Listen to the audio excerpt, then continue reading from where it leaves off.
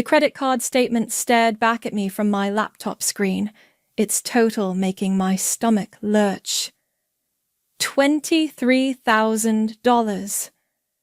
I blinked hard, hoping the number would change, but it remained stubbornly fixed. These weren't my charges. I hadn't spent a dime at the Golden Palace Casino, let alone multiple transactions totaling thousands. My name is Freya, and I've always been the responsible one, the one my family calls when they need money, advice, or someone to clean up their messes. But this was different. My phone buzzed. Mom's face lit up the screen, probably calling about the usual, Terrence needs help with rent, or Dad's business is having another cash flow problem. I let it ring. Girl, you look like you've seen a ghost, Natasha said, peering over my cubicle wall. Her dark curls fell forward as she leaned in closer to look at my screen. Holy shit, Freya, that's not right. Tell me about it. I scrolled through the transactions, each one making me feel sicker than the last. I need to call the bank. Do that now, Natasha insisted, pulling up a chair. I'll cover for you with Roberts if he comes looking. The hold music played for 20 excruciating minutes before a customer service representative picked up. Hi, I'm calling about some fraudulent charges on my card. As I explained the situation, the representative's voice grew concerned. Ms. Murray, these charges were actually authorized with your PIN. Do you share your card with anyone? No, absolutely not. But even as I said it, a memory surfaced. Mom asking to borrow my card last month for emergency groceries. There's something else, the representative continued. There appears to be a credit line increase request submitted last week under your name. My hands started shaking. I never requested that. Just then, my phone buzzed again. A text from Terrence. Hey sis, can you spot me $500? Just until payday. Promise I'll pay you back this time. I stared at the message, my vision blurring with tears of anger. This was the same brother who still owed me $3,000 from his last emergency. The brother Mom and Dad always said needed extra support because he was sensitive. Freya. Natasha's voice was gentle. What do you want to do? Before I could answer, my phone rang again. Dad this time. I answered, my voice tight. Hey, Dad. Princess, your mother's been trying to reach you. We need to discuss something important. Would that something be the $23,000 charged to my credit card at a casino? The silence on the other end was deafening. Freya, honey, we can explain. Your brother's been going through a rough patch. Stop. My voice came out stronger than I expected. I'm calling the police. No. Dad's voice cracked. Please, we'll figure this out as a family. You know how fragile Terrence is. This would destroy him. Natasha was watching me intently, her expression a mix of concern and encouragement. She mouthed the words, "Stay strong."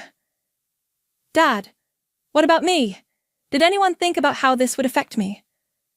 Of course we did, Princess, but you're the strong one. You always land on your feet.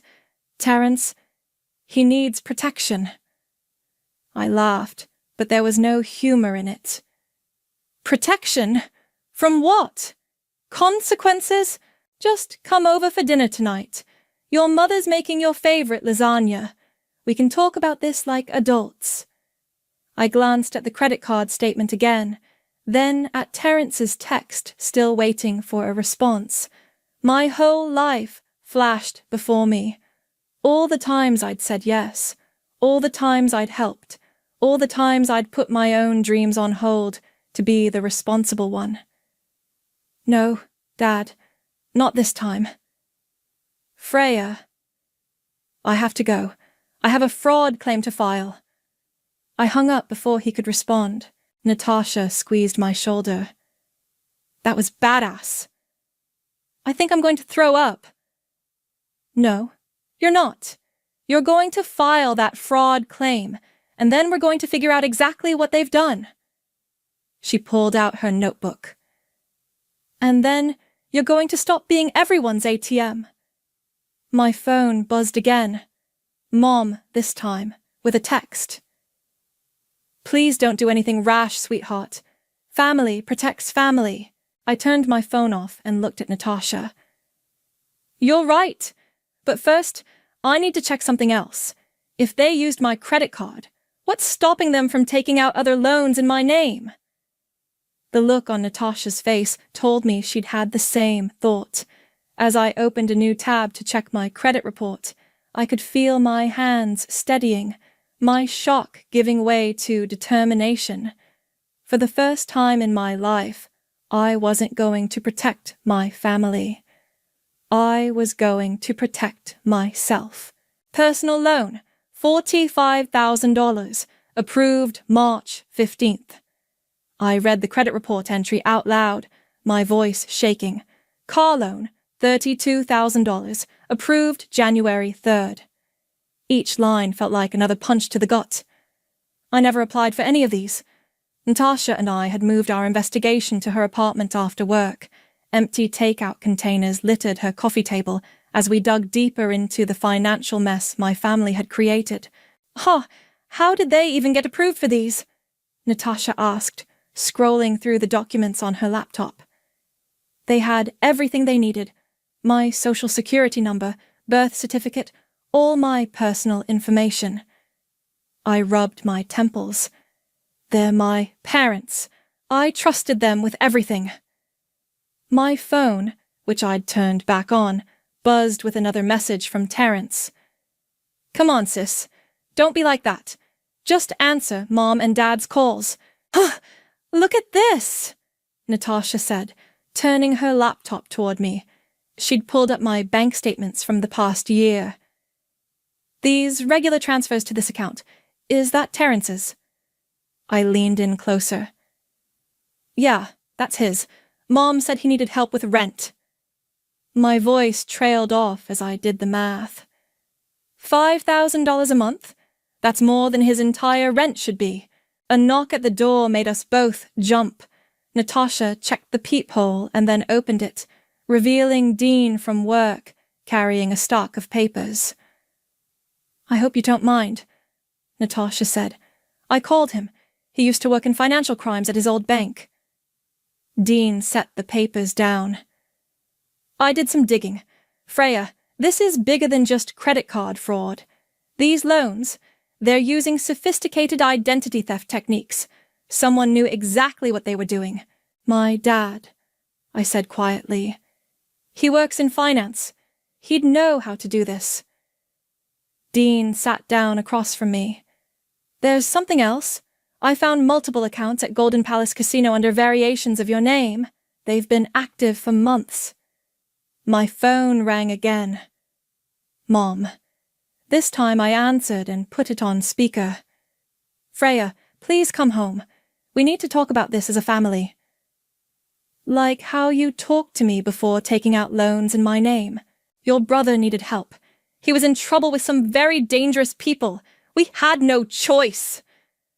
I caught Dean's eye as he mouthed, "Record this."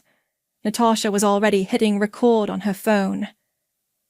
So, you decided to steal my identity?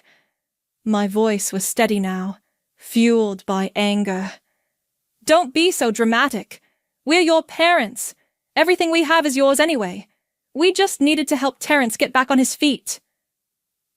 By destroying my credit. By stealing hundreds of thousands of dollars in my name. Keep your voice down, Mom hissed. Your brother might hear you. He's very fragile right now. Dean was frantically writing something on a notepad. Ask about the casino accounts. Mom, what about the casino accounts in my name? There was a long pause. I don't know what you're talking about. Golden Palace Casino. Multiple accounts. Ring any bells? That's nothing for you to worry about. Your father has it under control. Natasha made a disgusted noise. Dean kept writing. Get her to admit to the loans. So you and Dad did take out those loans using my information? Of course we did. And you should be grateful. Do you know what would have happened to Terence if we hadn't? Those gambling debts would have gotten him killed. I felt the blood drain from my face. Dean and Natasha exchanged looks. Mom, you just admitted to committing identity theft. That's a federal crime. Don't you dare threaten me. I am your mother. Not anymore. I hung up. The silence in the room was heavy. Dean broke it first. Freya, you have enough evidence here for a solid case, that recording alone. I found something else, Natasha interrupted, holding up a stack of mail she'd retrieved from her bag. These fell out of your desk when you were moving stuff earlier. They're bank statements addressed to your apartment, but they're not yours. I grabbed the envelopes. They were indeed addressed to my apartment, but to T. Murray, Terence. Inside were statement after statement showing massive casino withdrawals and overdraft fees. He's been using my address, I whispered. They've all been lying to me for months. Years, probably. Dean touched my arm gently. You need to decide what you want to do. But whatever you decide, you need to protect yourself first. I looked at the evidence spread across the table. The loans, the credit card statements, the casino accounts, the recorded confession, and now these bank statements. Years of being the responsible one, the dependable one, the one who always cleaned up everyone else's messes, and this was how they repaid me. I want to burn it all down, I said, surprising myself with the coldness in my voice. I want them to face every single consequence of what they've done. Natasha squeezed my hand. Then, let's make that happen. The bank manager's office felt too small, too warm. I sat across from her desk, watching as she reviewed the stack of documents I'd brought. Ms. Murray, she said, looking up from the papers, this is extensive. And you're saying none of these loans or accounts were authorized by you? No. My parents and brother used my information without my knowledge. She nodded, making notes. We'll need to file formal fraud reports for each account. But first, she pulled out a fresh document. There's something you should see. Another loan application was submitted in your name yesterday. My hands clenched into fists. They're still doing it? The application hasn't been processed yet. We flagged it due to the sudden high volume of credit requests. As we discussed the next steps, my phone vibrated. A text from Dean. Terence just walked into Golden Palace. Want me to follow? I hadn't expected Dean to actually stake out the casino, but I texted back immediately. Yes. Please. The bank manager was still talking. And we'll need you to sign these forms to begin the investigation. 20 minutes later, I walked out with a thick folder of documentation. Dean was waiting in his car across the street. You won't believe what I saw, he said as I got in. Your brother's in there right now, throwing around hundreds like they're nothing. He's at the high-stakes poker table. Take me there. The casino was gaudy, all flashing lights and electronic chimes. Dean led me to an observation area above the poker tables. There was Terence, surrounded by chips, laughing with a cocktail in his hand. Would you like a drink, sir? A waitress appeared beside us. No, thank you. Dean started. Yes, I interrupted. I'll have whatever he's having. I pointed at Terence. Minutes later, I walked down to the poker table, drink in hand. Terence didn't notice me at first, too focused on his cards. Hitting it big, little brother? He looked up, his smile faltering for just a second before returning, broader and faker than before. Freya, come to join the fun? Where'd you get the money, Terence? He laughed, loud and hollow. What are you, Mom? I'm working now, remember? Really? Because last I heard, you needed to borrow $500 for rent. The other players were starting to look uncomfortable. Terence's smile became fixed. Let's talk about this later, sis. Let's talk about it now. Let's talk about the loans in my name, the credit cards, the casino accounts. Terence's face darkened. You're making a scene. You're making a felony. He stood up abruptly, grabbing my arm and pulling me away from the table. Dean started forward, but I waved him back. What the hell is wrong with you? Terence hissed once we were in a quiet corner. Me? You stole my identity. I didn't steal anything. Mom and Dad handled all that. They're just trying to help me get back on my feet. With my money? My credit? He smirked, and in that moment, I saw him clearly for the first time. Come on, Freya. We both know you're the responsible one, the successful one. You can handle this. I'm the one who needs help. You need help, all right. Professional help. Don't act all high and mighty. You've always loved playing the martyr, haven't you? Perfect Freya, always sacrificing for the family. My phone buzzed. A text from Natasha. Got the footage from the bank security cameras. Clear shots of your dad submitting the loan applications. Terence glanced at my phone. What are you going to do? Turn us in? They're your parents, Freya. They'll never forgive you. Maybe I'll never forgive them. He laughed again, but there was an edge to it now. You know what's funny? Mom and Dad are so worried about you finding out, but I told them not to stress.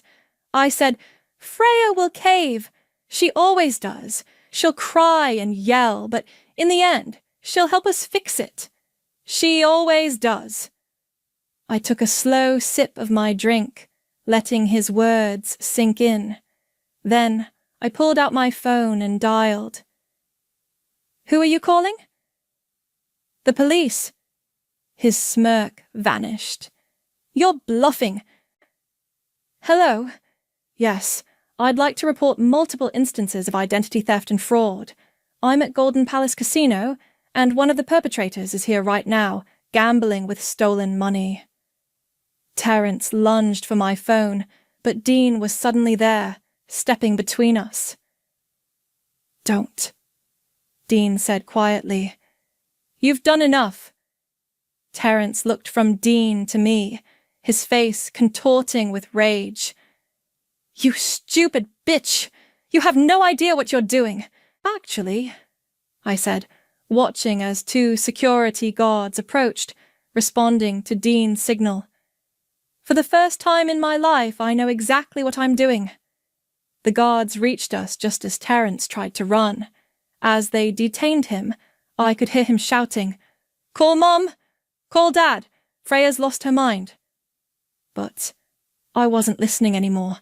I was already walking away, sending a group text to my parents.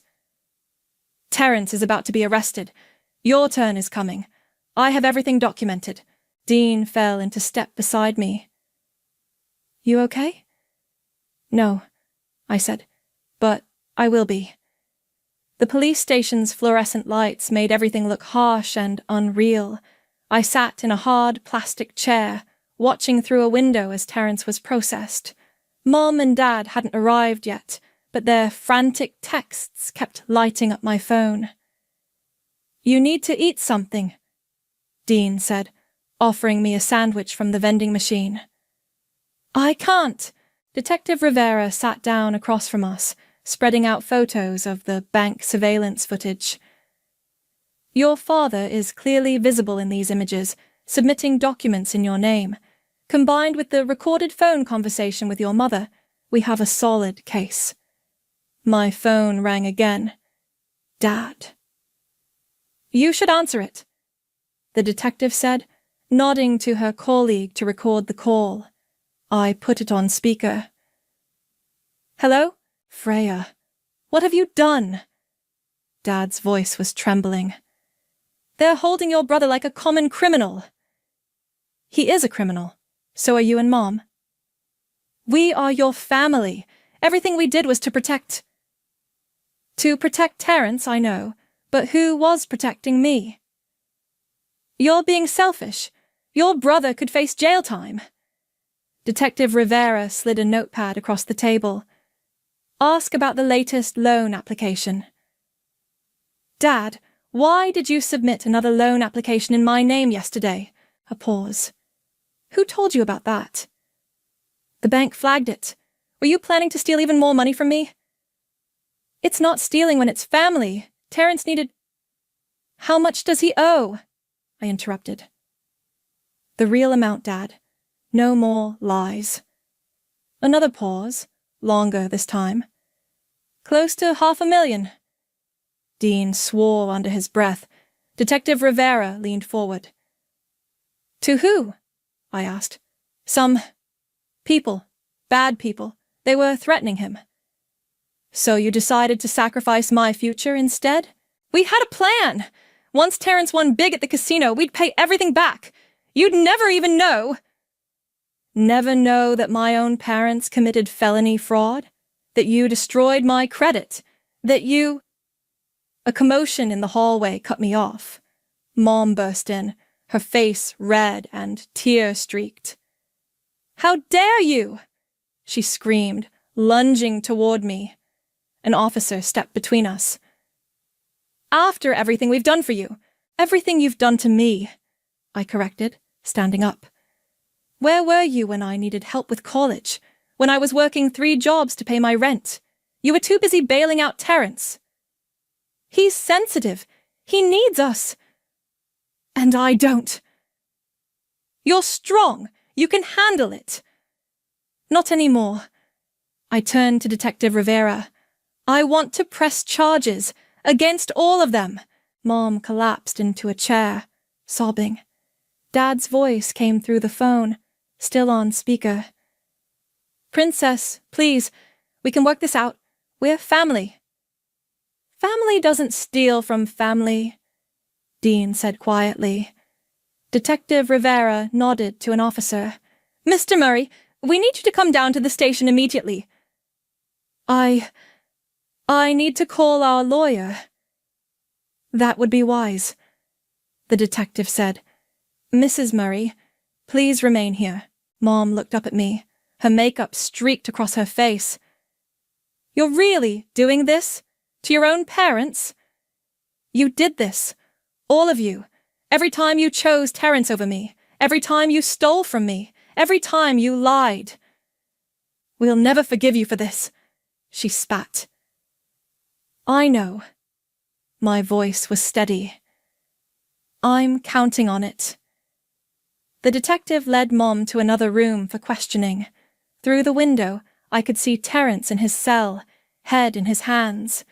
Dean touched my shoulder. Want to get some air? Outside, the night air was cool on my face. My phone buzzed with a text from Natasha. Just saw the news. You okay? Need me to come down? No, I texted back. But maybe later. Wine and ice cream? Already bought both. You're staying with me tonight. No arguments.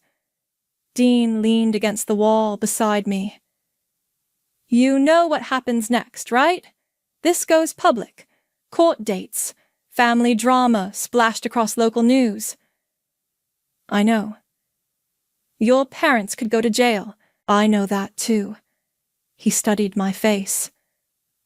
You're not backing down, are you? They made their choice. Every time they forged my signature. Every time they took out another loan. Every time they chose Terence. I looked up at the stars, barely visible through the city lights. Now I'm making mine. Detective Rivera wants your statement. An officer called from the door. I straightened up, squaring my shoulders. Inside, I could hear Mom still crying, Dad's arrival creating another wave of drama, Terrence's demands to speak to a lawyer. The family I'd spent my whole life protecting was falling apart, but for the first time, I wasn't rushing to pick up the pieces. "Ready?" Dean asked.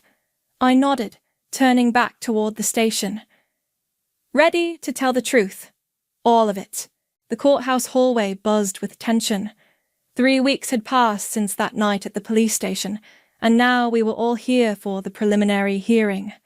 My parents sat on one bench, Terrence on another with his court-appointed lawyer. None of them would look at me.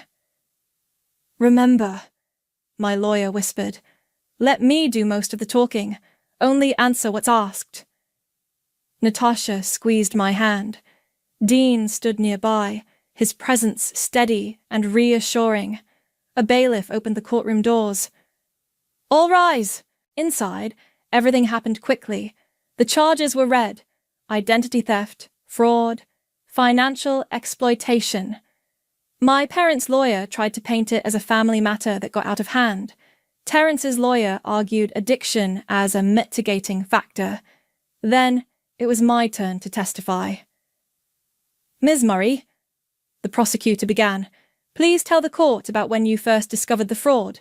I described finding the credit card charges, the loans, the casino accounts. My voice stayed steady until I reached the part about my mother's phone call. "And what did your mother say when you confronted her?"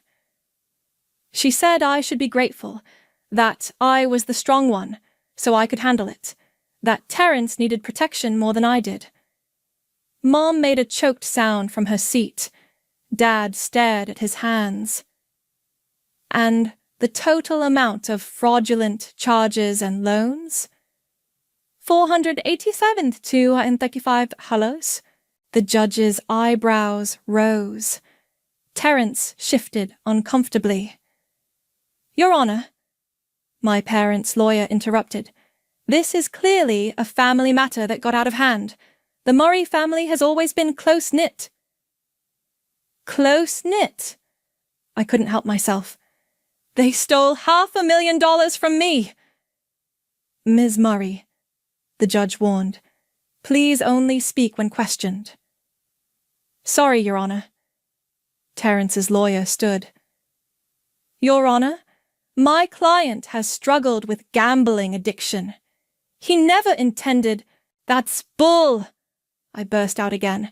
"He was bragging about it at the casino. He said I would cave, that I always cave." "Ms. Murray," the judge's voice was sharp, "one more outburst and you'll be held in contempt." My lawyer touched my arm, calming me. The prosecutor continued, presenting the bank footage, phone recordings, and documentation. With each piece of evidence, my family seemed to shrink further into themselves. During a brief recess, Terrence approached me in the hallway. Dean immediately stepped closer.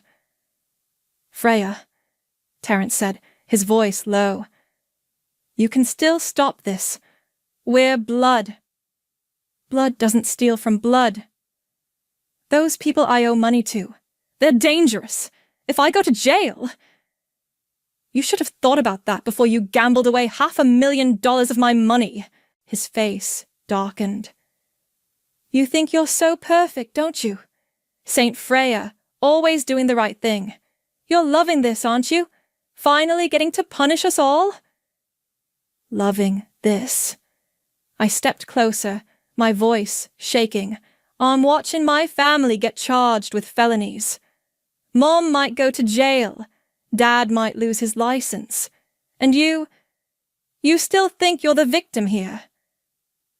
"I am the victim. I'm sick. I need help, not punishment. Then you should have asked for help. Real help, not stolen my identity and destroyed my life." "Everything okay here?" A bailiff approached, eyeing Terrence. "Fine," he muttered, backing away. "Just fine." Back in the courtroom, the judge reviewed all the evidence before speaking. The evidence of systematic fraud is overwhelming. This wasn't a one-time mistake or a family emergency. This was a calculated, long-term scheme to exploit Ms. Murray's credit and identity. She turned to my parents. As her parents, you were supposed to protect her, not exploit her. Mom started crying again. Dad put his arm around her. Given the severity and duration of these crimes, I'm setting bail at $100,000 each. Mr. Terence Murray will remain in custody due to flight risk. Trial dates will be set for next month. The gavel struck. My parents' lawyer immediately began discussing payment plans. Terence was led away in handcuffs, shooting me a look of pure hatred. In the hallway, Mom approached me one last time. "Are you happy now?" she asked, her voice bitter. "You've destroyed this family." "No, Mom, you did that. Every time you chose him over me. Every time you stole from me. Every time you said I could handle it because I was strong. He's your brother.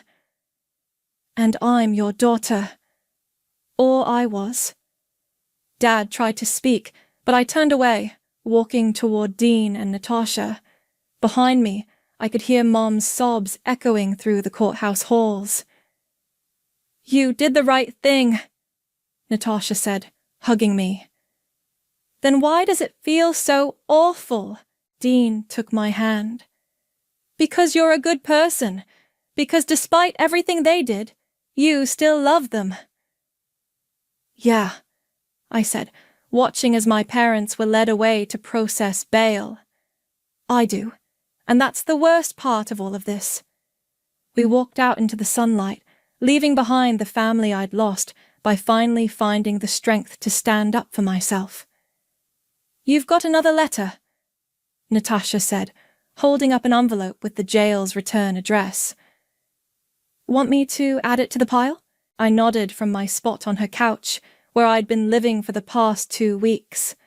The pile of unopened letters from Terence had grown to 12.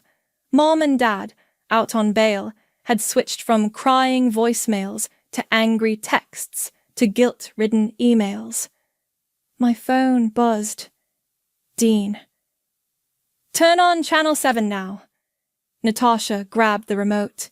The local news was running a story about our case, in what prosecutors are calling one of the largest family fraud cases in the state. The victim's own parents allegedly... "Victim," I muttered. I hate that word. The story cut to footage of my parents leaving the courthouse, then to an old family photo someone had dug up. We were all smiling at some long-ago birthday party. Terence was blowing out candles. I was standing in the background, always in the background. A knock at the door made us jump. Dean stood there with takeout bags. "Thought you might need dinner after seeing that," he said. "They made me look like some sort of tragic figure," I said, taking a container of pad thai. "Poor Freya, betrayed by her family." "You were betrayed," Natasha pointed out. "I know, but..." My phone rang. Unknown number. "Hello? Hello, is this Freya?" A man's voice, unfamiliar. "I'm calling about your brother's debt." My blood ran cold. Dean noticed my expression and moved closer. "Who is this? Let's just say I'm one of the people your brother owes money to. A lot of money." "That's not my problem." "It is now. See, your brother promised he'd pay us back with his casino winnings, but now he's in jail, thanks to you. You should talk to his lawyer." The man laughed. "We don't do lawyers. We do family, and your family." "Are you threatening me?" Dean grabbed my phone, putting it on speaker. Natasha was already dialing the police. "Not threatening, just explaining the situation. Your brother owes us $200,000. We're willing to be reasonable. Pay us, and this all goes away." "And if I don't?" Then maybe those charges against your parents get worse. Maybe some new evidence appears. Maybe I report this call to the FBI. Dean cut in. Since you're adding extortion to illegal gambling. A pause. Who's this? Someone who's recording this call and tracing this number. The line went dead. Call Detective Rivera, Dean said to Natasha. Now! My hands were shaking. They found me. They actually found me. They're trying to scare you, Dean said, pulling me close. We won't let them. Detective Rivera arrived 30 minutes later with 2 other officers. We'll need to set up surveillance, she said, pacing Natasha's living room. And you'll need protection. I can't stay here, I said to Natasha. I'm putting you in danger. Don't even think about it, Natasha replied. We're in this together. She's right, Dean added. You're not alone anymore.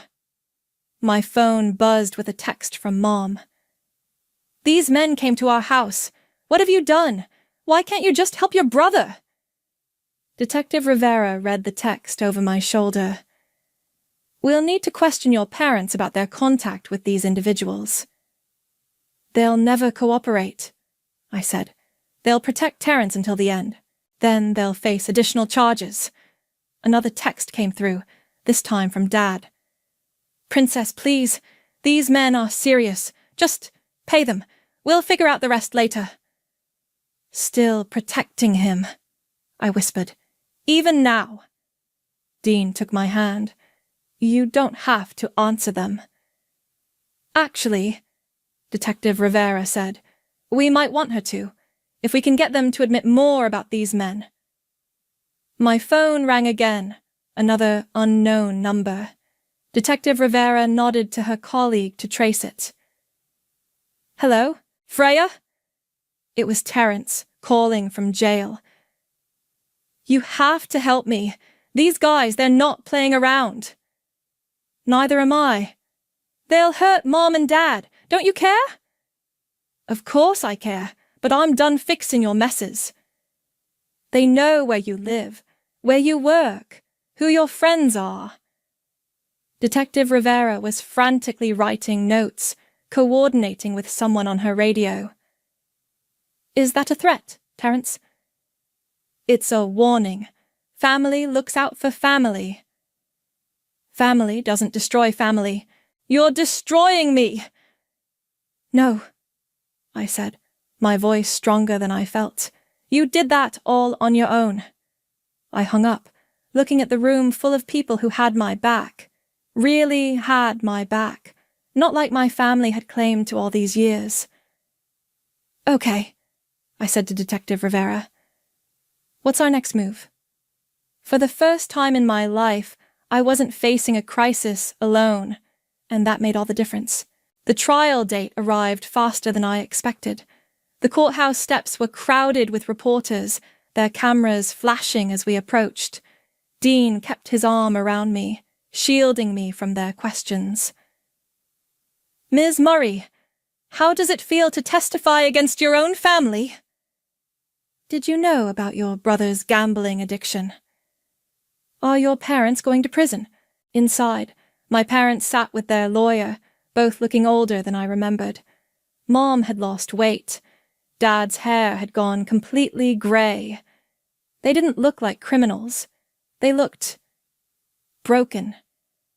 Terrence was brought in wearing an orange jumpsuit, handcuffs clinking. The past month in jail hadn't been kind to him. His eyes were hollow, his face gaunt. All rise. The proceedings began with opening statements. The prosecutor laid out the evidence methodically: bank records, forged documents, recorded conversations. My parents' lawyer spoke about family loyalty and misguided love. Terrence's lawyer emphasized addiction and mental health. Then they called me to testify. Ms. Murray, the prosecutor began, please tell the court about your relationship with your family before discovering the fraud. We were close. Or I thought we were. I was always the one they counted on, the responsible one. And how did they repay that trust? Objection! My parents' lawyer called out, leading the witness. Sustained. The prosecutor rephrased. What happened when you discovered the unauthorized loans? I described everything. The credit card charges, the loans, the confrontations. As I spoke, I couldn't look at my family. I kept my eyes on Dean and Natasha in the gallery. And the threatening calls? The prosecutor asked. They started after Terence was arrested. Men he owed money to, demanding I pay his debts. Did your family support you during these threats? No. They told me to pay the men. To protect Terence. Again. During cross-examination, my parents' lawyer tried a different approach. Isn't it true your parents only wanted to help their son? By destroying my life? By protecting their child from dangerous criminals? I'm their child too. The lawyer paused. And haven't they always provided for you? Supported you? No. They supported Terence. I supported myself, and then they stole from me to support him more. Terence's lawyer was next. Ms. Murray, are you aware of the nature of gambling addiction? Yes. I researched treatment programs for years, tried to get him help. He refused. So you knew he was sick? Being sick doesn't give you the right to steal $500,000. A commotion erupted in the gallery. One of the men who'd threatened me had stood up. You think this is over? He shouted. You think testifying fixes anything? Security rushed toward him. More men stood up. 4, 5, 6 of them. Your brother still owes us! Another yelled. The judge banged her gavel. Order! Clear the courtroom! Dean vaulted over the barrier, reaching me before the guards did. Natasha was right behind him. They formed a human shield as chaos erupted. My mother's voice cut through the noise. Just pay them, Freya! Please! I turned to see her being led away by guards, still reaching toward me. Dad wouldn't look at me at all. Terence was laughing, actually laughing, as they rushed him out. You see? He called out. You can't escape family, sis. Detective Rivera appeared with more officers, surrounding us as they cleared the courtroom. In the hallway, she turned to me. We got them. All of them. Recording devices caught everything. We've been tracking these guys for months. What? Your case helped us build a bigger one against an organized crime ring. Those men. They're going down too. I sagged against Dean, the adrenaline wearing off. The judge called us back an hour later, the courtroom now heavily guarded. In light of today's events, she announced, and the overwhelming evidence presented, I'm prepared to rule. My parents stood with their lawyer. Terence was brought back in, no longer laughing. The defendants have not only committed serious financial crimes, but have continued to demonstrate a complete lack of remorse or understanding of their actions. Furthermore, their connection to known criminal elements presents a clear danger. She turned to my parents. 5 years each, with possibility of parole after 3, plus full restitution. Mom collapsed into Dad's arms. As for Terence Murray, given your prior record and the severity of these crimes, 10 years, no possibility of parole for 7. You can't do this, Terence shouted. Freya, tell them you forgive us. But I didn't. I couldn't. As they were led away, I stayed silent, holding on to Dean and Natasha's hands. Outside, reporters swarmed again, but Detective Rivera's team cleared a path. It's over, Dean said softly, but looking at my family being led to separate police vehicles, I knew it wasn't over. It was just different now. Permanently, irreversibly different. And somehow, I was okay with that. The last box from my parents' house sat unopened on my new apartment floor. Dean and Natasha lounged on the couch we'd just hauled up 3 flights of stairs, watching me stare at it. "You don't have to open it today," Natasha said. "Yes, I do." I cut through the tape. Inside were photo albums, childhood memorabilia, and a stack of letters tied with ribbon, every birthday card I'd ever received from my parents. The doorbell rang. Detective Rivera stood there with a thick envelope. "The restitution papers came through," she said, stepping inside. "The courts seized your parents' assets and Terrence's accounts. It won't cover everything, but it's a start." I nodded, still staring at the birthday cards. "There's something else." She pulled out another document. "The gambling ring we took down. There's a victims' compensation fund. You qualify for it." "I don't want their money." "Take it," she insisted. "Use it to rebuild. That's the best revenge. Living well." My phone buzzed with a text from the prison chaplain. "Your mother asked to see you again. Should I tell her the same thing?" "Still no." I typed back. Dean moved to sit beside me, picking up one of the photo albums. "Look at this one," he said, pointing to a picture of teenage me at a science fair. "First place ribbon. Were your parents there?" "No, they were at Terrence's baseball game." "Their loss," Natasha said, joining us. "Because that girl grew up to be pretty amazing." Detective Rivera cleared her throat. "The DA wanted me to tell you. Your testimony didn't just help your case. 3 other families have come forward about similar fraud schemes. You started something important." "I didn't want to start anything. I just wanted to be valued," Dean finished. "To be protected instead of being the protector." "Yeah." I picked up a birthday card from when I turned 16. Inside, Mom had written, "You're so strong, sweetheart. We're so lucky to have you." "They were right about one thing," I said, ripping the card in half. "I'm strong." Natasha grabbed a trash bag. "Keep or toss?" I looked at the pile of memories. "Toss. All of it." As we filled the bag, my phone rang. An unknown number. My heart jumped, but Detective Rivera checked it. "It's clear," she said. "Not from the prison or any known associates." It was the bank. "Ms. Murray, your credit restoration claim has been approved. All fraudulent accounts have been removed from your record." After I hung up, Dean pulled me close. "That's worth celebrating." "Actually," I said, "I have a better idea." An hour later, we stood in front of Golden Palace Casino. The same doorman who had watched Terrence gamble away stolen money nodded to us. "You sure about this?"